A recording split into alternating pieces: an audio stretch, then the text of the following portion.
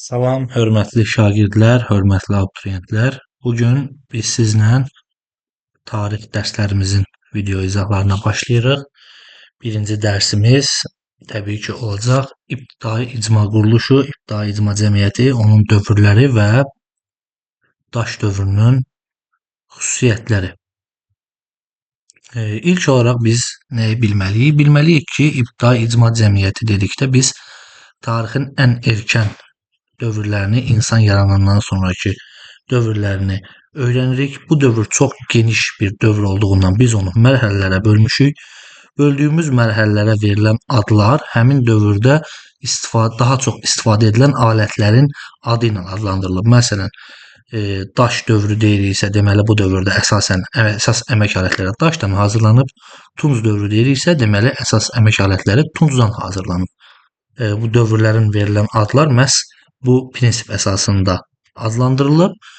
Bunu bilməliyik biz və İbtidai icma cəmiyyətində biz bilməliyik ki, insanlar ilk yaranandan müəyyən bir dövr var ki, o dövrə qədər ki, vaxtı əhatə edir və bu dövrdəki insanlar icma halında, yəni kollektiv halda yaşamağa üstünlük veriblər, kollektiv halda yaşayıblar. İbtidai icma cəmiyyəti ümumilikdə 3 hissədən, 3 dövrdən ibarətdir. Bunlar daş dövrü, tunc dövrü və dəmir dövrüdür. Mənim sizə məsləhətim odur ki, dərsə qulaq asıb, dərsi öyrənən zaman özünüz üçün bir qeyd dəftəri götürün və qeyd dəftərində bu sxemi bu formada olmasa belə, məsələn, yuxarıdan yazın İbtidai icma cəmiyyəti və altdan 1, 2, 3 daş dövrü, tunc dövrü, dəmir dövrü bu mərhələlərə bölünür. Bu bölünməni dəftərinizə qeyd edin. Ümumiyyətlə, bütün xüsusiyyətləri dəftərinizə qeyd edin ki, hər dəfə həm videoya baxmalı olmayasınız, həm yaza-yaza öyrənəsiniz, həm də yazdığınızı oradan oxuyaraq öyrənəsiniz. Deməli, deyirik ki, İbtidai icma cəmiyyəti bölünür 3 mərhələyə. Daş dövrü, tunc dövrü və dəmir dövrü. Daş dövrünün özü də müxtəlif mərhələlərdən ibarətdir. Daş dövrü görək hansı mərhələlərdir. Deməli, birincisi qədim daş dövrü. Buna deyirik paleolit dövrü həm də. Paleos qədim, lit daş deməkdir. Bu Yunan dilindəki adıdır. Elmi dildə də biz məhz Yunan dilindəki adlandırmadan istifadə edirik. Qədim daş dövrü və ya paleolit. Eyni məntiqdir. İstəyirsən buna qədim daş dövrü dinən, istəyirsən paleolit dinən. Eyni sözü demiş olursan. Digər mərhələlər isə orta daş dövrü, yəni mezolit, qədim daş dövrünün ardınca başlanan mərhələdir. Yenə də Yunan dilindədir. Mezos orta, lit daş deməkdir. Sonra yeni daş dövrü, neolit. Neo yeni, lit daş deməkdir yenə də. Və növbəti mərhələmiz mis daş dövrü. Buna da biz deyirik eneolit. Mis daş dövrü daş dövrü ilə tunc dövrü arasında keçid dövrü hesab edilir. Yenə də əsas əmək alətləri daşdan hazırlanıb. Ona görə də mis daş dövrü adlanır. Dövrün xüsusiyyətlərini biz onsuz da sadalayacağıq. O sadalanan zaman daha ətraflı məlumat əldə edəcəyik. Bu bizim daş dövrümüzün mərhələləridir. Daş dövrü bölünür ümumilikdə 4 mərhələyə. Qədim daş dövrü paleolit, orta daş dövrü mezolit, yeni daş dövrü neolit və mis daş dövrü eneolit. Bundan sonra tunc dövrünün özü də 3 mərhələdən ibarət olur. Bunlar gəlin birinci qədim daş dövründən danışaq. Qədim daş dövrünün özü paleolit özü də bölünür 3 mərhələyə. Alt paleolit, orta paleolit və üst paleolit olmaqla 3 mərhələyə bölünür daş dövrünün özü. Deməli, ən qədim olur alt paleolit, sonra orta paleolit, sonra üst paleolit. Bundan sonra isə gələcək deməli orta daş dövrü olan mezolit. Yəni bu qədim daş dövrünün mərhələləridir. Tunc dövrünün özü isə bölünür 3 mərhələyə. Erkən tunc dövrü, orta tunc dövrü və son tunc dövrünə. Son tunc dövrünü biz erkən dəmir dövrü ilə birlikdə keçəcəyimizə görə dəmir dövrünü burada mərhələlərə bölməyə ehtiyac duymadım. Ehtiyacı yoxdur da. Bu qədər bölünməni bilməyiniz sizin üçün kifayət eləyəcək. Bu dövr, bu mərhələlərini, bu bölünməni yadda saxlamaq lazımdır. Yenə deyirəm, dəftərə yaza bilərsiniz. Məsələn, İbtidai icma cəmiyyətini yazdınız. Bundan sonra yazın daş dövrü 4 mərhələdən ibarətdir. Paleolit, mezolit, neolit, eneolit. Sonra paleolitin özü 3 mərhələdən ibarətdir. Sonra tunc dövrünün özü də 3 mərhələdən ibarətdir. Hamısını bir-bir Bu mərhələləri dəftərinizə qeyd eləsəz daha yaxşı öyrənə bilərsiniz. İndi isə biz danışacağıq sizlə alt paleolit dövrü haqqında. Alt paleolit dövrünün xüsusiyyətləri. Görək bu alt paleolit nədir? Hansı zaman əhatə eləyir? Azərbaycanda hansı xüsusiyyətlərə malik olub və s. Ona görə də ilkin olaraq biz başlayırıq alt paleoliti öyrənməyə. Yenə deyirəm, qədim daş dövrü 3 mərhələdən ibarətdir. Alt paleolit, orta paleolit, üst paleolit. Bunlardan ən birincisi insanlıq tarixinin, insan yaranımından sonraki dövrü adlanır alt paleolit dövrü. Alt paleolit dövrünə Azərbaycanda Quruçay mədəniyyəti də deyilir. Çünki Azərbaycandakı insan məskənləri Quruçay vadisindən aşkarlanıb, Quruçay vadisi ətrafından aşkarlanıb. Buna görə də bu dövrə Quruçay mədəniyyəti dövrü də deyilir. Alt paleolit dövrü insan yaranandan 100 min il bundan əvvələ qədərki dövrü əhatə edir. Çərçivə olaraq yazsaq, insan yaranandan alt paleolit başlayıb 100 min il bundan əvvəlki dövrə qədər. Bu dövrdə yaranan insan tipi bacarıqlı insan adlanır. İlk insan tipidir bu. Bacarıqlı insandır. Alətlərdən istifadə etməyi bacardığına görə bu ad verilib. Elmi dildə buna Homo habilis də deyilir. Bunu da yadınızda saxlasanız yaxşı olar. İndi mən bura düzlük qeyd eləməmişəm. Amma yadda saxlasanız yaxşı olar. Homo habilis də deyilir. Bacarıqlı insan tipidir. Alt paleolitdə yaranan ilk insan tipimiz adlanır bacarıqlı insan. O daşdan, ağacdan, sümükdən əmək alətləri hazırlamağı bacarırdı. Baxın, ən çox çaşılan məqamlardan biri məhz budur.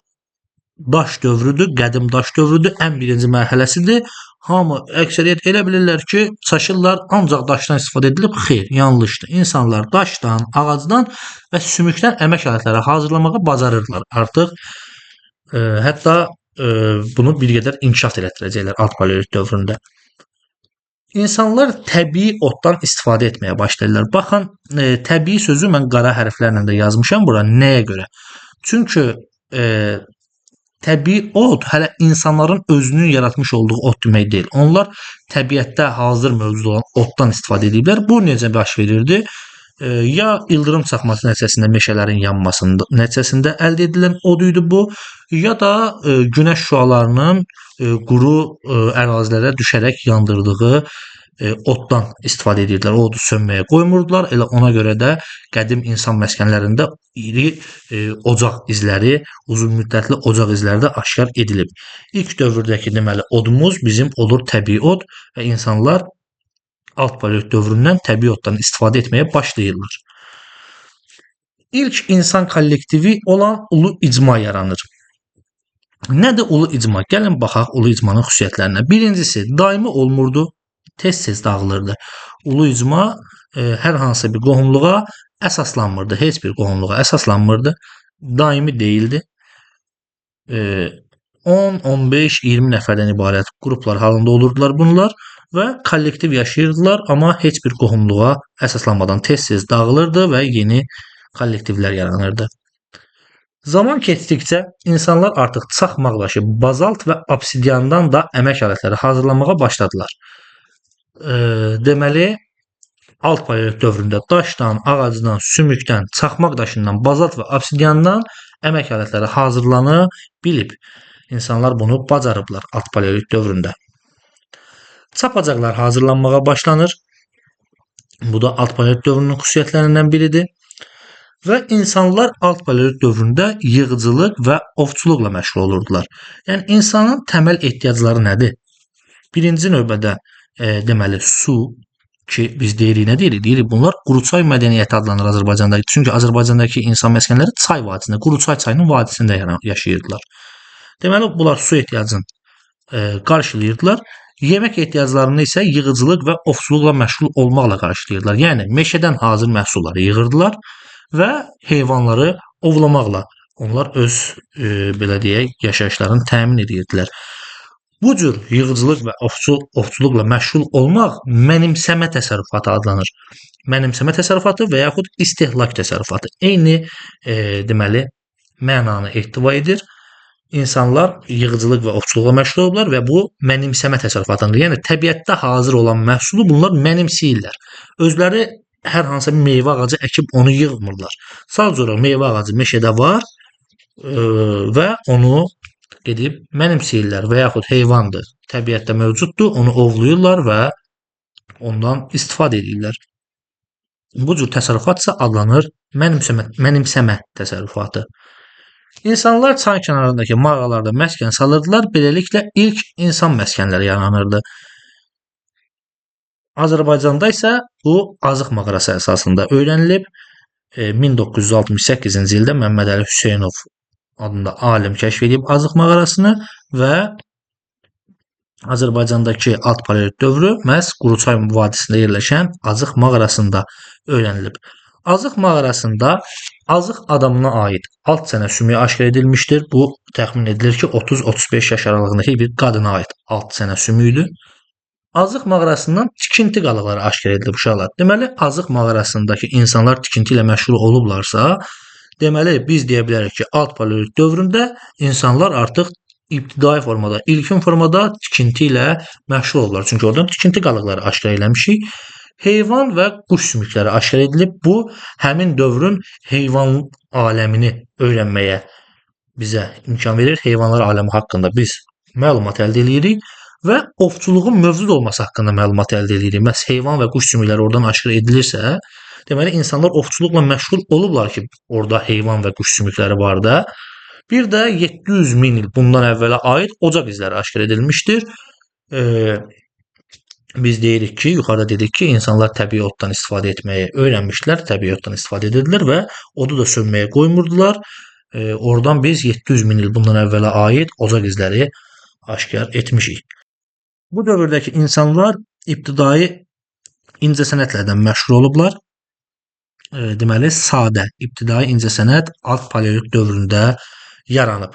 Və insanlar ilk dini ayinlərlə də məşğul olublar. İlk dini ayinlər də alt paleolit dövründə yaranıb. Biz bunu hardan bilirik? Çünki Azıq mağarasında ayı kəllələrinin üzərinə, ayı sümüklərinin üzərinə xüsusi deməli hündür üzərinə tızlar çəkiblər və onları xüsusi hündür bir yerdə saxlayıblar. Biz buradan bizə aydın olur ki, bu insanlar ilk ibtidai formada dini ayinlə məşğul olublar. Ora sümüklərin üzərinə tızma-qara etmələri də ilk ibtidai incəsənət nümunələri hesab edilir.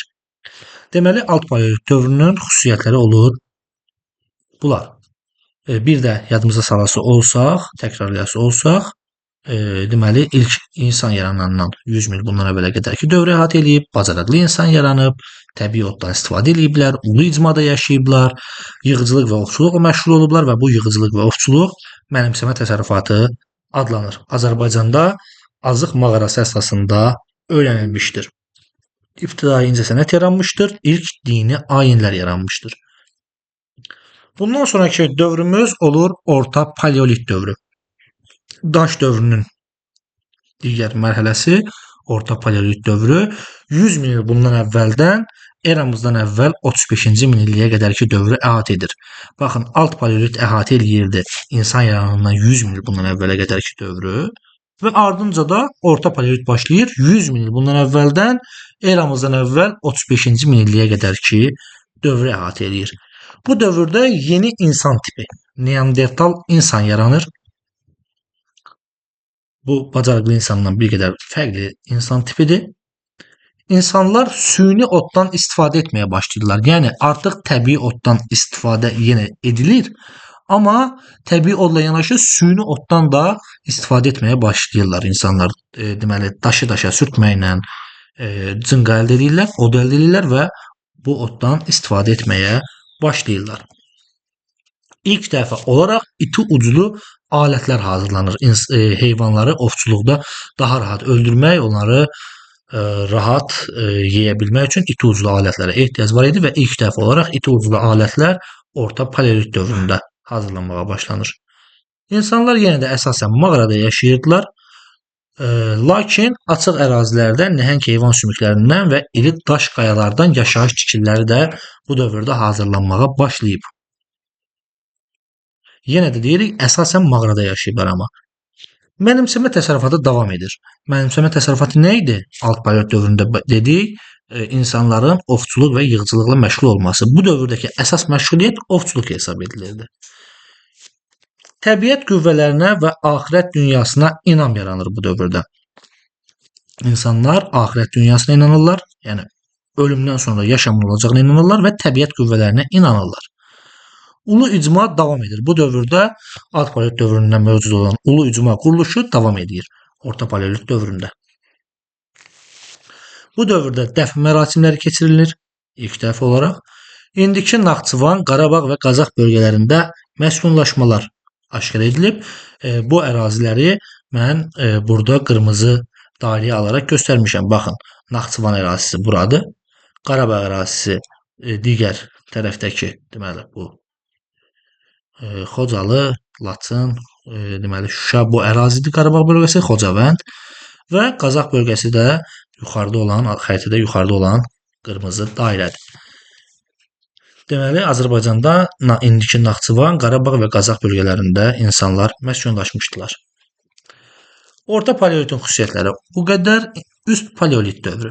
Üst paleolit dövrü eramızdan əvvəl 35-ci minillikdən eramızdan əvvəl 12-ci minilliyə qədərki dövrü əhatə eləyir. Yəni pillə-pillə fikirləşsək, alt paleolit, orta paleolit, sonra da üst paleolit artıq eramızdan əvvəl 35-ci minillikdən eramızdan əvvəl 12-ci minilliyə qədərki dövrü əhatə edir. Bu dövrdə ağıllı insan tipi, Homo sapiens yaranır. Bunu ağıllı insan tipi də rast gələ bilərsiniz uşaqlar testlərdə. Müasir insan tipi olaraq da rast gələ bilərsiniz. Eyni məntiqdir.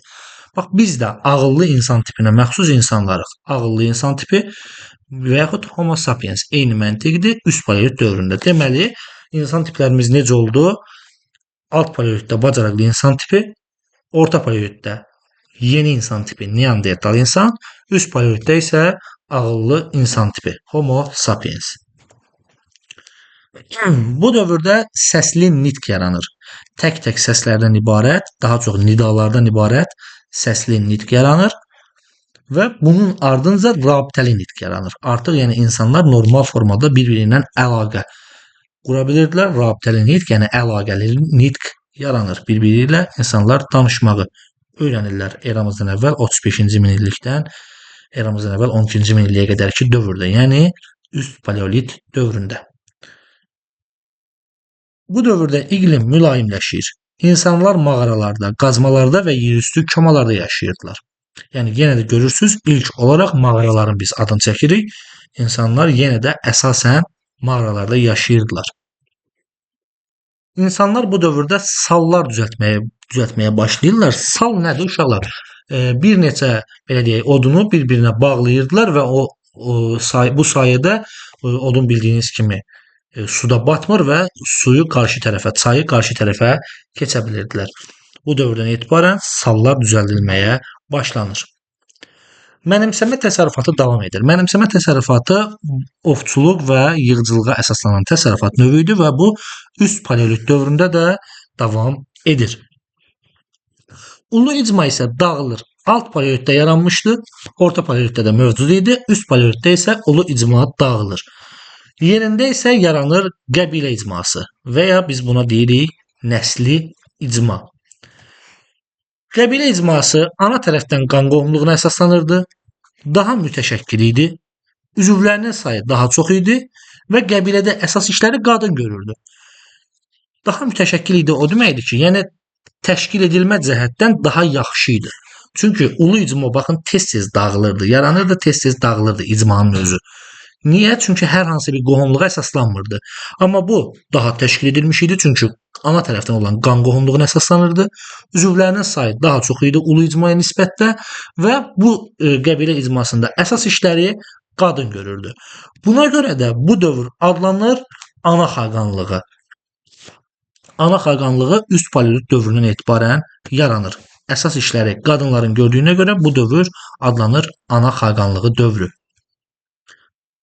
Ümumi olaraq belə deyək, müqayisə eləsək, alt paleolitdə bacarıqlı insan tipi idi, orta paleolitdə Neandertal insan, üst paleolitdə isə ağıllı insan idi. Alt paleolit və orta paleolitdə ulu icma var idi, Üst paleolitdə isə qəbilə icması yaranmış oldu və hər 3 paleolit dövründə, yəni alt paleolitdə də, orta paleolitdə də, üst paleolitdə də əsas təsərrüfat ümumiyyətlə təsərrüfat olur mənimsəmə təsərrüfatı. Hələ istehsal təsərrüfatı mövcud deyil. Bu bizim ümumi olaraq paleolit dövrümüzə aid olan xüsusiyyətdir. Bura qədər keçdiklərimizdə alt paleolit, orta paleolit, üst paleolitə aid keçdiyimiz xüsusiyyətlər də sizə imtahanda lazım olacaq xüsusiyyətlərdir. Buradan qıraq heç bir fakt mənə elə gəlir ki, düşməyəcək, çünki kitablarda ancaq yazılan məlumatlar bunlardır. Kitabda yazılan məlumatlar əsasında bu deməli slayd hazırlanıb mənim tərəfimdən və bunu öyrənməyiniz sizi deməli çox rahat şəkildə qabağa ata bilər imtahan suallarında. Üst paleolit dövründən sonra isə bizdə başlanacaq deməli mezolit dövrü, yəni orta daş dövrü. Bu artıq paleolit dövrü deyil, yəni qədim daş dövrü deyil, orta daş dövrüdür. Bunu orta paleolit dövrü ilə qarışdırmayaq. Baxın, orta paleolit sözünün özündə paleolit qədim deməkdir. Yəni orta paleolit, yəni qədim daş dövrünün orta mərhələsi. Amma orta daş dövrü, mezolit, bu qədim daş dövründən sonrakı mərhələdir. Qədim daş dövrü ilə yeni daş dövrü arasında olan, onların ortasında olan mərhələdir. Orta daş dövrü. Bu dövrün deməli xüsusiyyətlərinə biz baxsaq, eramızdan əvvəl 12-ci minillikdən eramızdan əvvəl 8-ci minilliyə qədər ki, dövrü əhatə edir bu dövr. Bu dövrün ən önəmli xüsusiyyəti odur ki, bu dövrdə ox və kaman ixtira edilir. Deməli, nə səbəb olur ox və kamanın ixtirası? Heyvanları ovlamaq asanlaşır. Çünki əvvəl sürü halında gedirdilər, deməli, heyvanları ovluyurdular çətinliklə. Amma burada artıq asanlıqla heyvanları ovlamaq mümkün olur.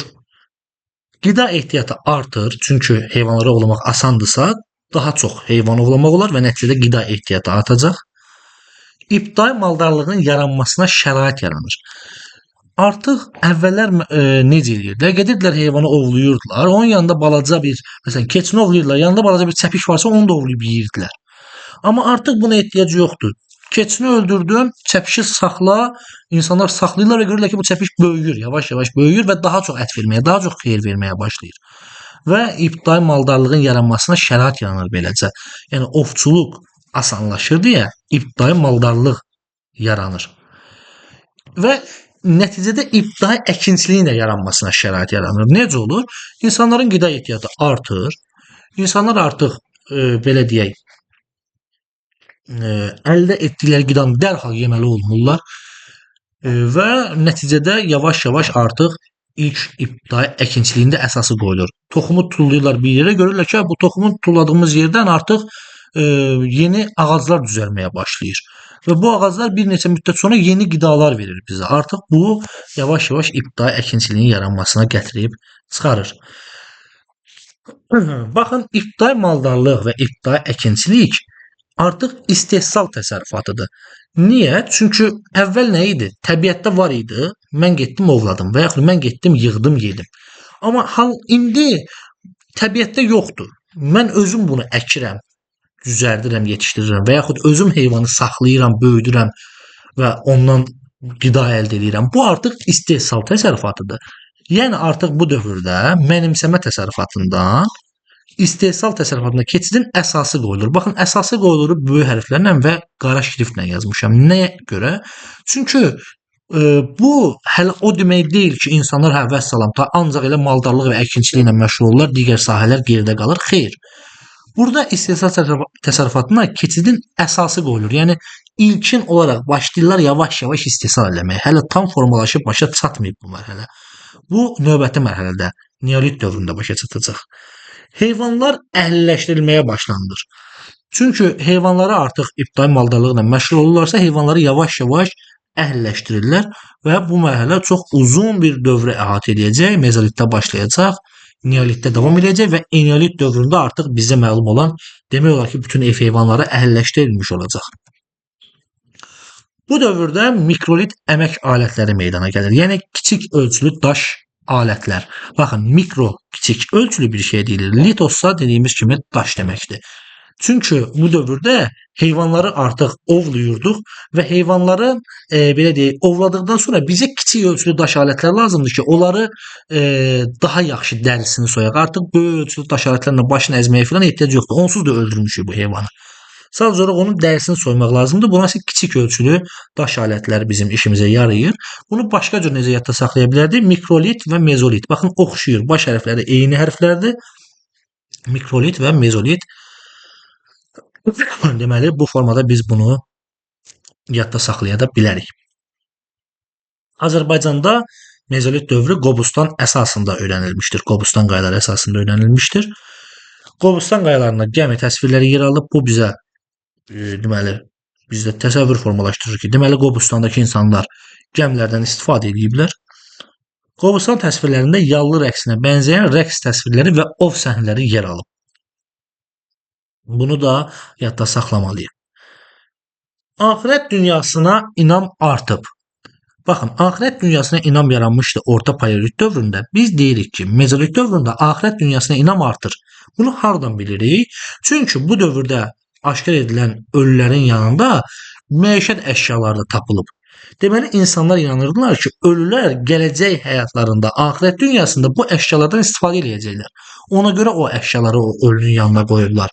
Deməli, mezolit dövründə axirət dünyasına inam da artmış olur. Qəbilə icması və ana xaqanlığı davam edir. Yəni, insanlar yenə qəbilə halında yaşayırdılar və ana xaqanlığı hökm sürürdü bu dövrdə də. Bundan sonraki dövrümüz adlanacaq Neolit, yeni daş dövrü. Mezolitdən sonraki mərhələ. Eramızdan əvvəl 7-ci minilliyi əhatə edir. Bunu bu formada da öyrənə bilərsiniz. Digər formada eramızdan əvvəl 8-ci minilliyin sonundan eramızdan əvvəl 6-cı minilliyə qədərki dövrü əhatə edir şəklində də bunu yadda saxlaya bilərsiniz. Yenə eyni məntiqdir. Yəni 8-ci minilliyin sonundan eramızdan əvvəl 6-cı minilliyə qədər və yaxud da eramızdan əvvəl 7-ci minillik. Hər iki formada baxın ki, testlərdə bəzən eramızdan əvvəl 7-ci minillik yazırlar, bəzən digər formada yazırlar. Çünki 6-cı sinifin kitabında bu bir formada yazılıb, 10-cu sinifin kitabında başqa formada yazılıb. Ona görə hər ikisi sizə imtahanda düşə bilər. Məntiq etibarıyla bir şey dəyişmir. 8-6 arası və yaxud 7 ilə 8 ilə 6-nın arasında 7-ci minillik yerləşir də. Mənimsəmə təsərrüfatından istehsal təsərrüfatına keçid başa çatır. Yəni, bayaq dedik ki, ovçuluq və yığıcılıqla məşğul olmaq mənimsəmə təsərrüfatı idi. Lakin maldarlıq və əkinçiliklə məşğul olmaq, ən azından ibtidai şəkildə məşğul olmaq istehsal təsərrüfatıdır və keçidin əsası qoyulmuşdur. Bu dövrdə isə bu keçid artıq başa çatır. Mezolitdə başlayır, neolitdə başa çatır. Əkinçilik və maldarlıq əsas məşğuliyyət sahələrinə çevrilir. Yəni, insanlar əsasən əkinçiliklə və maldarlıqla məşğul olurdular. Əkinçiliklə məşğul olan insanlarsa avtomatik oturaq həyata keçməlidirlər. Niyə? Çünki sən burada əkin əkib, onu başlı başına buraxıb çıxıb gedə bilmərsən də. Çünki bu əkin qulluq tələb edir. Sən bu əkinə su verməlisən, bu əkinin vaxtında alağını eləməlisən və s. Deməli, artıq əkinçilik varsa, insanlar mümkün qədər oturaq həyata keçməlidirlər ki, bu əkinə göz qulaq ola bilsinlər, əkinə baxa bilsinlər, əkindən nəsə bir bəhrə götürə bilsinlər. Ona görə də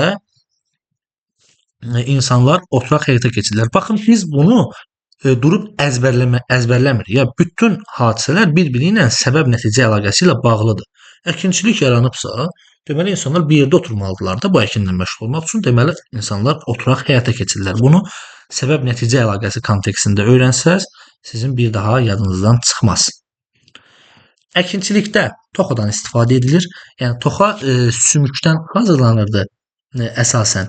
Və başına o sümüyün və yaxud ağacın başına bir tutaqac deməli bərkidirdilər və onunla torpağı yumşaltmağa çalışırdılar. Torpağı yumşaldırdılar ki, ora toxumları səpə bilsinlər, toxumları əkə bilsinlər. Deməli, toxadan bunun üçün istifadə edilib. Bu dövrdə, neolit dövründə yeni sənət sahələri yaranır. Hansı sənət sahələri? Deməli, birinci, toxuculuq yaranır bu dövrdə. Duluzçuluq yaranır. Yəni saxsı qabların hazırlanması. O görürsüz gildən belə əllərində fırlana palçıq kimi hazırlayırlar saxsı qablar. Bax, duluzçuluq odur. Bundan sonra gön dəri işləmə yaranır. Heyvanların dərisindən, deməli, özlərinə paltar düzəldə bilirlər və daş işləmə, yəni daşları deşməyi və cilalamaq, yəni yonmağı öyrənirlər bu dövrdə insanlar. Əmək alətləri əsasən çaxmaq daşı və dəvə gözündən hazırlanırdı. Neolit dövründə baş verən bütün yeniliklər neolit inqilabının tərkib hissəsi hesab olunur. Deməli, neolit dövründə baş verən bütün yeniliklər neolit inqilabının tərkib hissəsi hesab edilir. Yəni, deyilsə ki, neolit inqilabına aiddir duluzçuluğun yaranması, bəli. Və yaxud göndəri işləmənin, daş işləmənin yaranması, bəli. Nə bilim, insanların oturaq həyata keçməsi, bəli. Bu da neolit inqilabına aiddir. Bu dövrdə baş verən yeniliklər ümumilikdə neolit inqilabı adlanır. Neolit dövrünə aid yaşayış məskənləri, deməli, Naxçıvan, Gəncə-Qazax bölgəsi, Təbriz, yəni Cənubi Azərbaycanda Təbriz bölgəsi, Qobustan, Tovuzda Göytəpə və Ağcabəddəki Kamiltəpə yaşayış məskənləri. Bu dövrə aid yaşayış məskənləridir. Bu yaşayış məskənlərinin birindən heyvanın çənə sümüyündən düzəlmiş oraq aşkar edilmişdir. Oraq, bilməyənlər üçün deyim, bu əkin biçin zamanı əkini biçmək üçün istifadə edilən, deməli, alətin adıdır. Və gəlir növbəti mərhələmiz eneolit dövrü, mis daş dövrü. Eramızdan əvvəl 6-cı minillikdən eramızdan əvvəl 4-cü minilliyin ortalarına qədərki dövrü əhatə edir. Bu dövrdə əmək alətləri yenə də əsasən daşla hazırlanırdı. Baxın, çaşmayaq ha. Dövrün adı mis daş dövrüdür. Dövrün adının sonunda lit sözünü görürük. Deməli, əsas əmək alətlərimiz hazırlanıb daşdan. Yəni bu dövrdə daş dövrünün bir tərkib hissəsi kimi biz öyrənirik. Amma ilk dəfə olaraq metal kəşf edilir. İlk kəşf edilən metal isə mis olmuşdur. Yəni insanlar artıq ilk dəfə olaraq metaldan istifadə edirlər bu dövrdən etibarən. İbtidai metal işləmə yaranır. Metal mis külçələri ərdirdilər insanlar, ondan mis əldə edirdilər və ondan əmək aləti kimi istifadə edirdilər. İbtidai ilk metal işləmə yaranır eneolit dövründə. Yaşayış məskənləri çay kənarında və bulaqlara yaxın yerlərdə salınırdı. Yenə də insanların çünki əsas ehtiyacı sudur. Suya yaxın yerdə və bulaqlara yaxın yerlərdə də yaşayış məskənləri salınır. Bu dövrdə çiy kərpicdən və möhrədən dairəvi evlər tikilirdi. Sonradan evlər düz bucaqlı planda da tikilməyə başlanır. Amma ilk evlərimiz eneolit dövründə çiy kərpicdən və möhrədən dairəvi formada tikilirdi. Çiy kərpicin nə olduğunu yəqin ki, hər biriniz bilirsiniz. Möhrə isə palçıqla samanın qatışdırılmasından alınan bir belə deyək, ev tikmə üsuludur. Aran zonasında evlərin, qədimi evlərin əksəriyyəti, daha doğrusu Sovet dövründə tikilən evlərin əksəriyyəti məsələn möhrədən tikilib, belə demək mümkündürsə. Qazma tipli evlər də öz mövcudluğunu qoruyurdu bu dövrdə. Əkinçilik və maldarlıq əsas təsərrüfat sahələri idi və bu dövrdə toxa əkinçiliyi yaranır. Baxın, toxadan istifadə demirik ha. Toxadan istifadə çünki biz yuxarıda demişdik, neolit dövründə yaranmışdı. Toxadan istifadə edilirdi neolit dövründə. Sadəcə olaraq eneolit dövründə artıq əkinçilik birbaşa olaraq toxa ilə bağlı olur. Ona görə də biz bu dövrdəki əkinçiliyə deyirik toxa əkinçiliyi. Yəni toxa əkinçiliyinin yaranması olur eneolit dövründən. Eneolit dövründə saxsı qabları bişirmək üçün kürələrdən istifadə edilir. Kürələr yaranır bu dövrdə. Və bu dövr, bayaqları videonun başlığında biz bunu demişdik, bu dövrdə daşdan tunca keçid dövrü kimi xarakterizə olunur. Çünki əvvəl ancaq demək olar ki, əsasən daşdan alətlər hazırlanırdı və yaxud sümükdən və s. Metal yox idi amma içərisində bunların. Bu dövrdə isə ilk metal yaranır və yavaş-yavaş deməli sonra da tunca keçid baş verir. Ev heyvanlarının əhəlləşdirilməsi başa çatır. Ev heyvanları əhəlləşdirməyə başlanmışdı mezolit dövründən. Baxın, yazmışam burada da mezolitdə başlamışdı. Neolitdə davam edir bu proses və eneolit dövründə başa çatır. Ovçuluq və balıqçılıq ikinci dərəcəli təsərrüfat sahəsinə çevrilir. Bu dövrümüzdə ovçuluq və balıqçılıq olur ikinci dərəcəli artıq təsərrüfat sahəsi. Qoyunçuluq inkişaf edir. Qoyunçuluğun inkişafı toxuculuğun inkişafına şərait yaradır. Nəyə görə? Çünki qoyunçuluq inkişaf edir. qoyundan daha yaxşı yun əldə edirdilər. Həmən yundan ip əldə edilir, sap əldə edilir və nəticədə toxuculuq da inkişaf eləyir. Qoyunçuluq inkişaf edir, qoyunçuluğun inkişafı toxuculuğun inkişafına şərait yaradır və toxuculuqda ucluqlardan istifadə edilir. Bu ucluqlarda yundan rahatlıqla sap almaq mümkün olurdu. Sap alırdılar və həmən sapdan toxuculuqda istifadə edirdilər. Sənət sahələri içərisində isə ən geniş yayılanı olur duluzçuluq. Yəni bayaq dediyimiz o gildən saxsı qablar hazırlamaq. Eneolit dövründə ana xaqanlığı davam edir. Qəbilə icması da davam edir. Çünki üst paleolit dövründə yaranmışdı ana xaqanlığı. Mezolit, neolit və eneolit dövrlərində bu proses davam edir. Ana xaqanlığı davam edirdi dedik. Bu dövrdə qadın müqəddəs varlıq hesab edilir. Bunu hardan bilirik? Çünki yaşayış məskənlərindən qadına aid heykəllər tapılıb və bu sübut edir ki, qadın bu dövrdə müqəddəs varlıq hesab edilib. Yəni bu dövrü ana xaqanlığının zirvəsi kimi də hesab eləmək olar.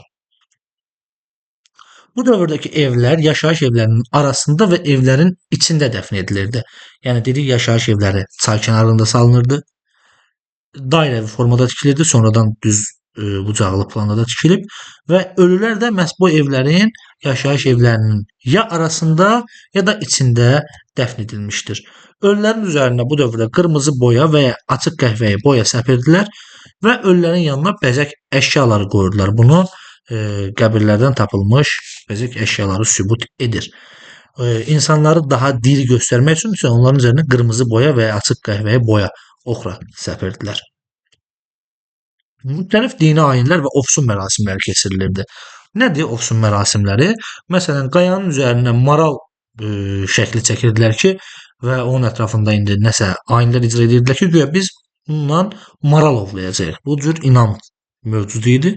Ofsun mərasimi buna ovla bağlı olduğuna görə də buna elə ofsun adı verilib. Azərbaycan əhalisi Ön Asiyanın mədəniyyət mərkəzləri ilə əlaqə saxlamışdır. Bunu biz hardan bilirik?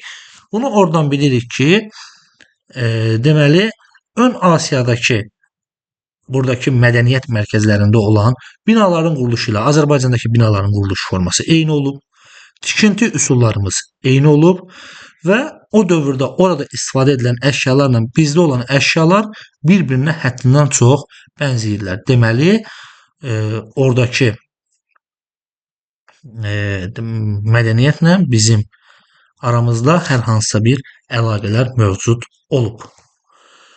Bu isə Azərbaycanda qədim abidələrdir. Paleolit dövrünə aid abidələr qəhvəyi rəngdə dairəvi formada göstərilib. Məsələn, Xocavənd rayonu ərazisində Tağlar, Azıq mağaraları, Kəlbəcərdə Zar mağarası, Qazaxda isə Damcılı və Daşsalahlı mağarası, eyni zamanda Sədərək bölgəsində, Naxçıvanda Sədərək bölgəsində Qazma mağarası, Lerikdə isə Buzeyir mağarası yerləşir.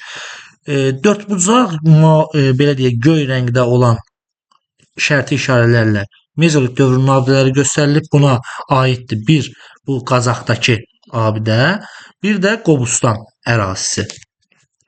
Mezolit dövrünə aiddir.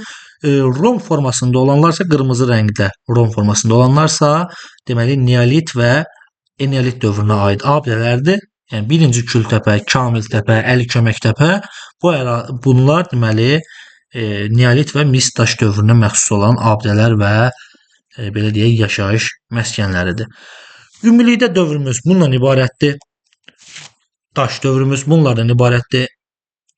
Burada xüsusi çətin hər hansı bir şey yoxdur. Sadəcə olaraq ciddi formada öyrənmə tələb eləyir. Bir-bir başa düşməlisiniz, hadisələrin məntiqini anlamalısınız və bununla da rahatlıqla testləri işləyə bilərsiniz ki, kanalımızda bu dövrün test izahları da mövcuddur. Girib o videolara baxaraq bu dövrdəki biliklərinizi daha da möhkəmləndirə bilərsiniz. Sağ olun, özünüzə yaxşı baxın. Növbəti dərs izahlarında görüşənə qədər.